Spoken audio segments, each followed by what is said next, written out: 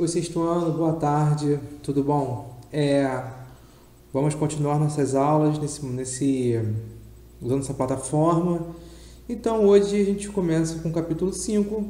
Hoje a gente abre essa ideia de entrevista. Eu espero que todos tenham lido o capítulo, o texto que abre esse capítulo, que está na página 442 e termina na 443. Caso não tenham lido esse texto ainda, eu peço por favor que pausem esse vídeo, leiam esses dois textos e depois retornem, porque toda a nossa discussão hoje vai ser baseada nesse texto, beleza? Então hoje a gente começa. Depois que vocês leram esse texto, perceberam que esse texto é dividido em três partes, certo? Eu tenho uma parte que está em itálico, que fala sobre o ABCD espaço, no livro escrito por cientista Luiz Eduardo Anelli, pela livreira Celina Bodenmüller e pela ilustradora Graziella Matter. Essas três pessoas juntas escreveram esse livro, então essa primeira parte fala sobre isso.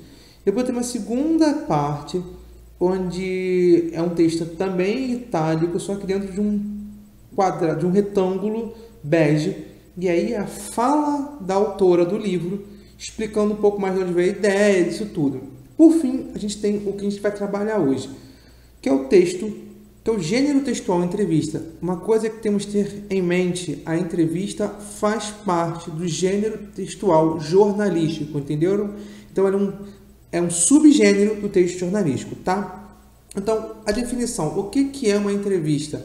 O gênero textual jornalístico é um gênero textual jornalístico que possui perguntas e respostas, ou seja, abre-se o espaço para o autor, no caso aqui a autora, falar sobre o livro dela, explicar um pouco mais sobre aquilo tudo que ela fez, sobre o que ela falou, tá? Então eu tenho um ponto de vista da autora e não uma reportagem fria falando sobre o livro dela, beleza? Como eu posso dizer, assim, é para ler o exemplo. Se vocês não lerem esse texto, a nossa aula não vai conseguir fluir, beleza? Então vamos lá.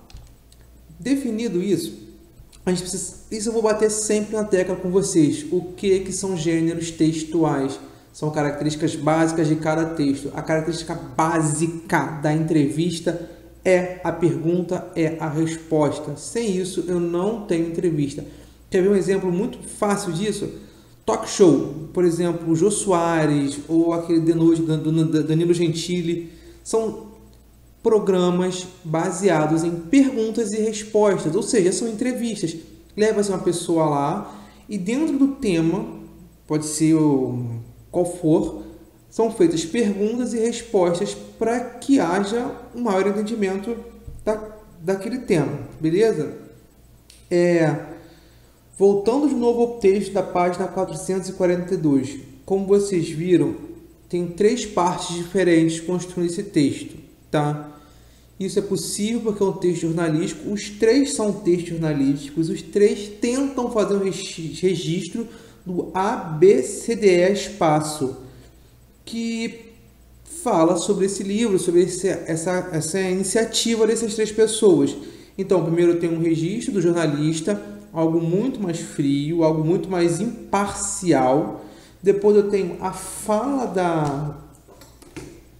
da autora, algo muito mais subjetivo do ponto de vista dela. E por fim eu tenho o jornalista aprofundando em que ele precisa saber para que nós, leitores, entendamos melhor de onde partiu essa ideia, de onde partiu essa iniciativa. Então, vamos lá, elementos do texto.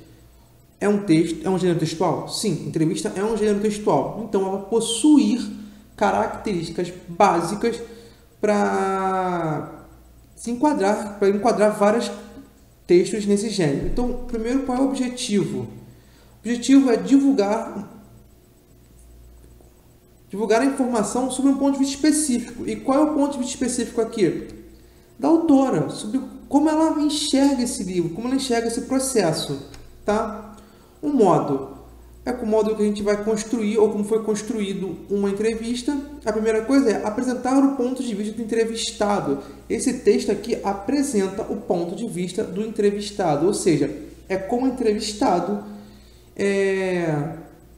enxerga essa iniciativa, esse projeto, como a autora Celina Bondemüller, ela enxerga esse livro. Então, assim, temos que ler para que a gente veja o ponto de vista dela. A segunda coisa é possuir um tema de acordo com o entrevistado. Não adianta nada a jornalista aqui começar a perguntar sobre um tema totalmente nada a ver, sobre, por exemplo, sobre o que a entrevistada acha sobre computadores, quando na verdade o texto é para divulgar o livro que ela escreveu. Então, esse texto tem que ver com o tema, e o tema tem que ver com o entrevistado, o que está acontecendo ali. A próxima característica é ter funções de entrevistado e entrevistador bem definidas, ou seja, quem pergunta e quem responde. Numa entrevista, e isso é muito importante, as perguntas vão antes para o entrevistado, para ele saber o que ele vai responder, o que ele não vai responder, o que ele se nega a responder ou não. Tá? Isso é comum, isso não é nada de estranho. Então, é uma coisa que a gente tem que ter em mente. O entrevistado, ele sempre vai estar definido. Eu sei quem é o entrevistado e eu sei quem é o entrevistador. É claro que esse jogo não é bem definido, assim, bem fechado. Às vezes o entrevistado pode fazer a pergunta para o entrevistador de uma forma descontraída. Isso depende muito do processo ou como está tendo o texto. O próximo isso é muito importante. No texto escrito, o texto oral não precisa tanto, que nós teremos a figura do entrevistador, do entrevistado bem separada, como vocês vão ver depois. A gente tem essas pessoas, duas pessoas separadas mostradas, mas num texto escrito fica difícil saber quem é o entrevistado e quem é o entrevistador. Então, geralmente o que é feito a pergunta, como ela é mais curta, ela é destacada, ou é colocada em negrito, ou é colocada sublinhado, ou colocada em itálico, ou seja, é feito alguma forma, algum processo para destacar. No texto da página 442, 443, ABCDE do espaço, vocês podem ver que toda pergunta ela está destacada em negrito. Isso facilita para mim, enquanto leitor, saber quais são as perguntas que são feitas, tá? É claro que o ponto de interrogação no final facilita também, mas a entrevistada poderia fazer uma pergunta no momento ali, e não só o ponto de interrogação ficaria, por exemplo, se eu não me engano, na segunda resposta, a entrevistada termina com pontos de interrogação o tempo todo. Se eu não tivesse esse destaque, poderia causar uma confusão. Então, por isso que é importante destacar, tá? O próximo, eu posso usar a primeira pessoa, ou seja, eu posso usar o pronome eu, verbos conjugados em primeira pessoa, como canto, falo, enquanto eu sou entrevistado? Posso. É meu ponto de vista.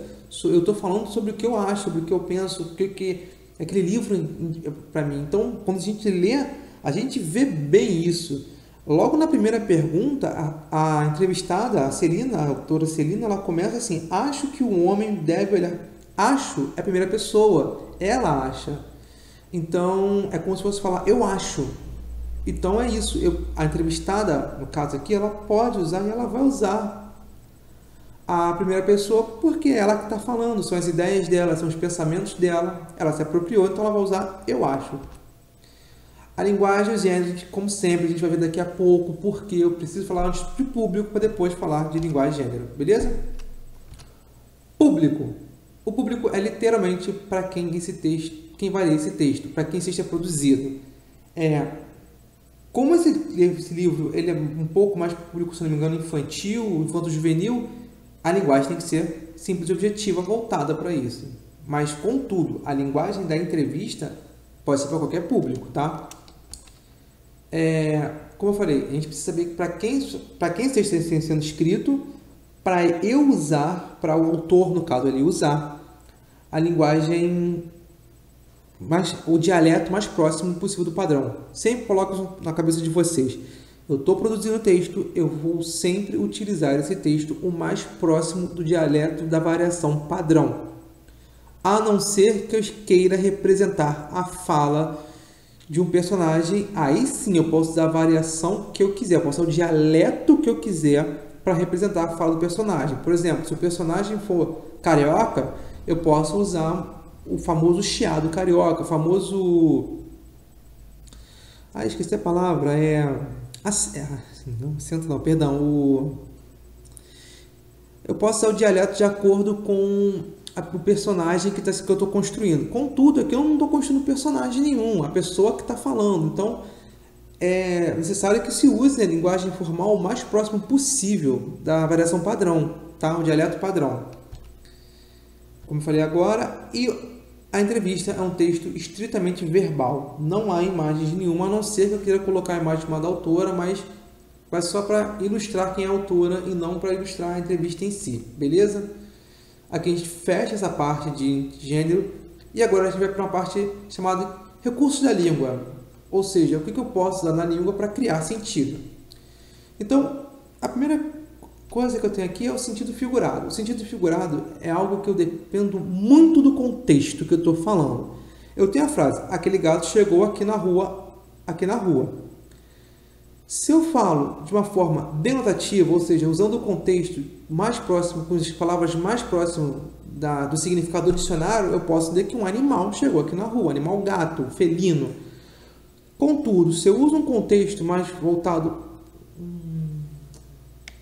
para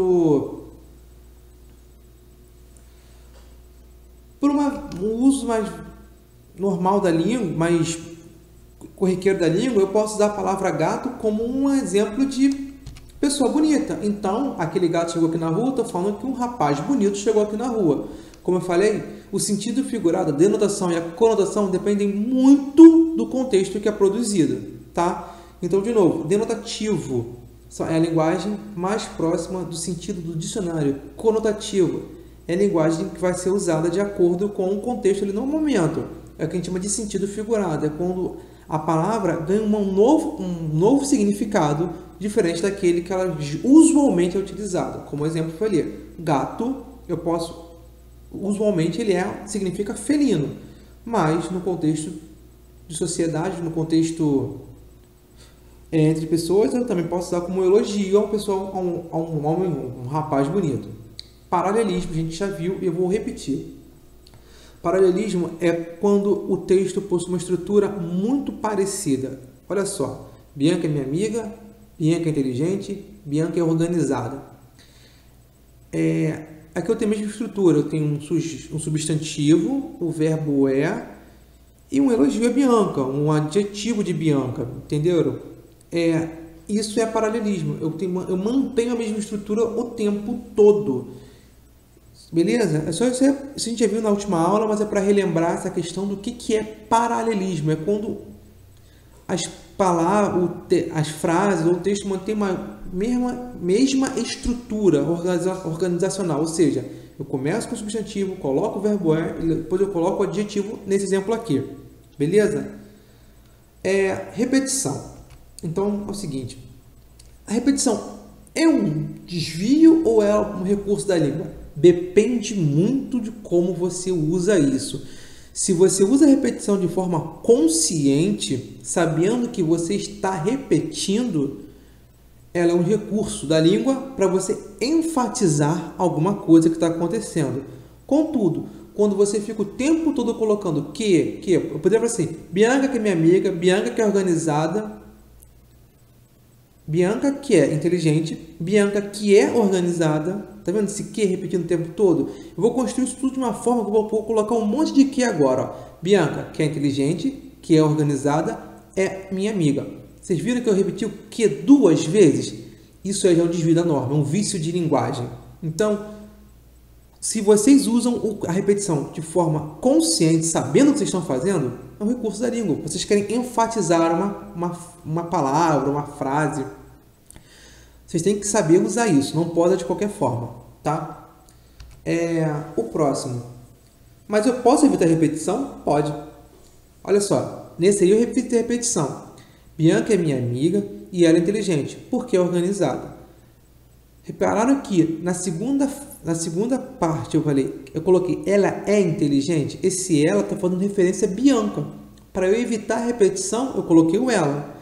Na última, porque é organizada, eu tirei tanto ela quanto Bianca, porque eu sei que é organizada pelo contexto da frase.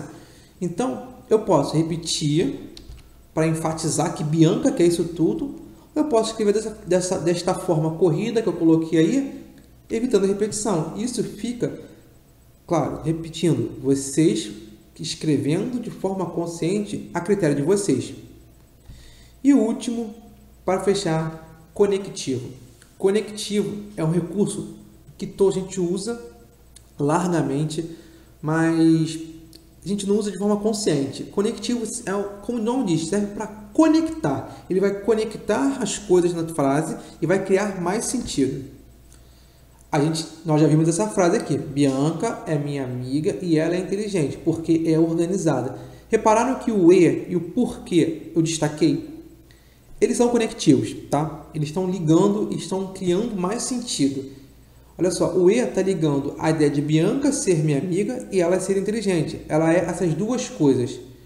Já o porquê está explicando por que ela é inteligente, porque ela é organizada. Eu poderia trocar esse porquê pelo logo, mas eu criaria uma outra frase com outro sentido. Repara só, Bianca é minha amiga e ela é inteligente. Logo é organizada. Esse logo já não está explicando por que ela é inteligente. Está criando uma conclusão. Ela só é inteligente porque é organizada. Então, eu estou concluindo.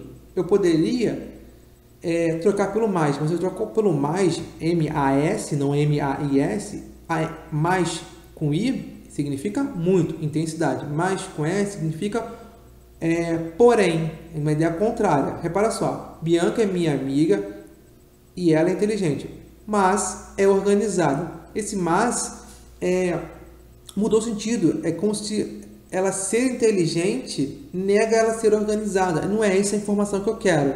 Então, o conectivo ele vai fazer justamente isso. Ligar e criar sentido, tá? De novo, repara que o porquê explica o motivo dela ser inteligente. É uma explicação. E é isso, gente. Por hoje é isso. Espero que vocês tenham entendido. Qualquer coisa, coloca as dúvidas de vocês aí na parte no fórum, nos comentários que eu vou tirando, beleza? Até mais, galera!